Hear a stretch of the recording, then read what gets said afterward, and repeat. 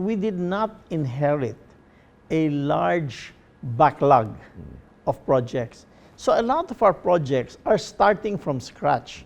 Now, when you think that you're going to start, let's say, a 500 million US dollar project, you have to do the project study, you have to do the feasibility study, you have to do the engineering work, etc.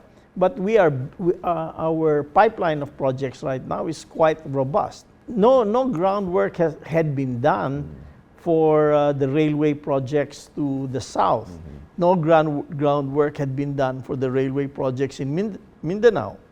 Even the bridges from Davao to Samal, we had to start from scratch. So again, the first 3 years, not only we're starting some of the physical infrastructure projects, but actually doing the studies for the future.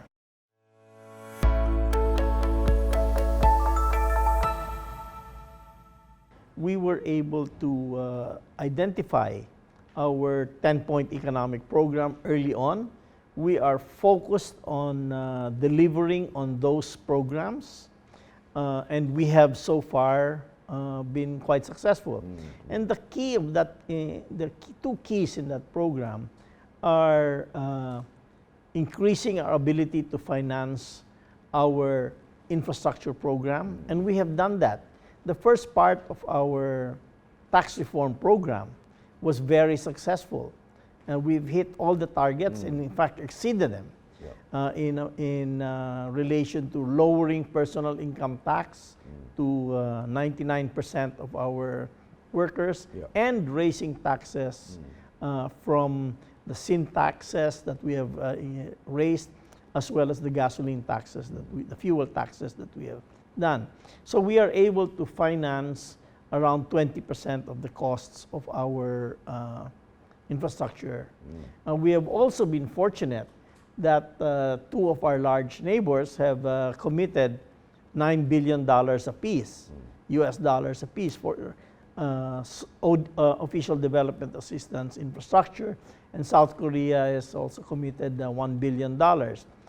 So essentially our strategy is we borrow, but we borrow more for the long term with long-term money. So we match our assets and our liabilities. But we are doing it in a very fiscally responsible way, since we have raised our own taxes first.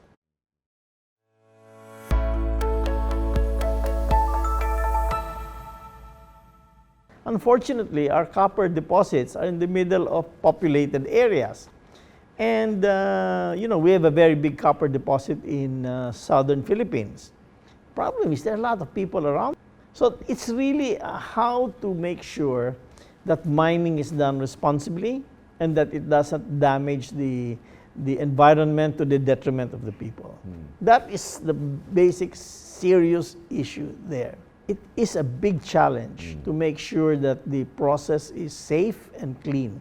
And again, this is something that we have inherited very irresponsible miners in the past. I mean, the nation is very worried about the activities of mining and how it will affect the environment. On the other hand, we have a lot of good miners whose management of the environment around them is quite excellent. Fortunately, they are in the minority.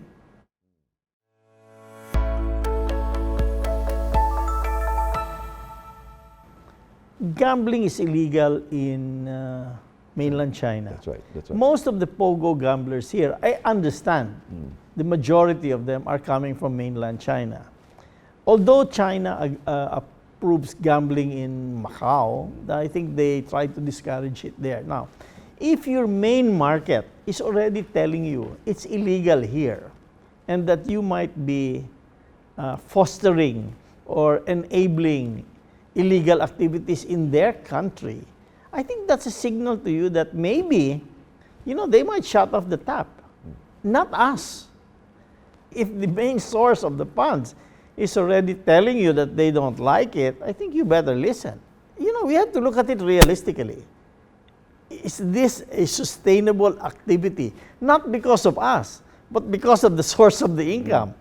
I think we better think about that very carefully and start hedging our bets. If there is some kind of slowdown or shutdown of the market, I think the real estate market here, particularly on the rental side for offices and private dwellings, is going to take a hit. Now, I don't know if that will happen or when it will happen. You know, if I knew, maybe I'd be rich, but I don't. So, but I would, if I were in their shoes, the owners of the buildings, I'd begin hedging my bets.